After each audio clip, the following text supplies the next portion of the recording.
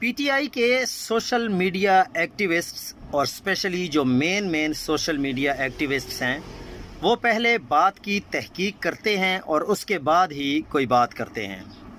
آج کی ایک بہت بڑی خبر ہے کہ مشال یوسفزئی اور علی ظفر نے سہیل آفریدی صاحب کو کہا کہ عمران خان کا حکم ہے کہ بیرسٹر سیف کو ترجمان کے عہدے پر برقرار رکھنا ہے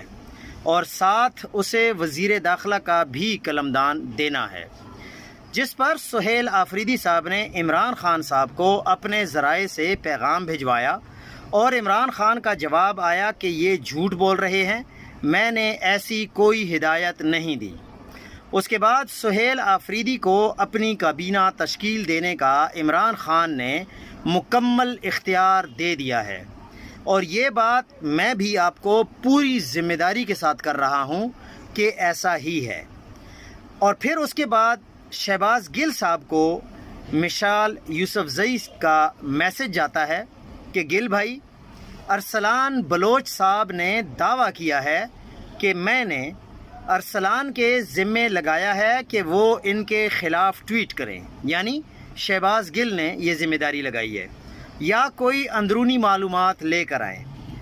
میرا نہیں خیال، یہ شہباز گل کہہ رہے ہیں کہ میرا نہیں خیال کہ ارسلان نے یہ کہا ہوگا، کیونکہ میرا ارسلان سے کبھی بھی ایسا کوئی رابطہ نہیں ہوا، نہ ہی میں نے انہیں کچھ بھیجا، نہ انہوں نے کوئی کال کی اور نہ انہوں نے مجھے کچھ بھیجا ہے۔ تو یہ کوئی نئی قسم کی سازش ہے، اس لیے پی ٹی آئی کے جو ذمہ داران ہیں ان کو چاہیے کہ ہوشیار ہو جائیں، اور سب کو پتہ ہے کہ مشال یوسفزئی کن کے پیغام لے کر آتی ہیں۔